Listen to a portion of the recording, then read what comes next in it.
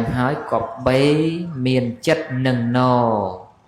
ហើយចិត្តដែលនឹងណគឺចិត្តដែលប្រកបដោយការអប់រំ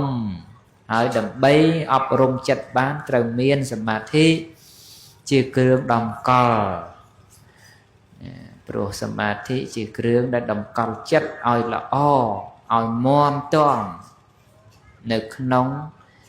ឆន្ទៈឬវិរិយៈណាមួយដែលខ្លួនគិតប្រាថ្នាតែបើយើង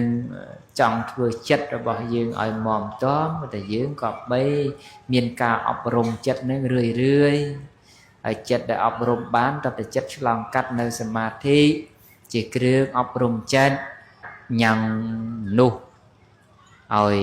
កាប់សម្លាប់គ្នាបាននឹងគឺបីសាចនៅក្នុងចិត្តយើងនឹងហើ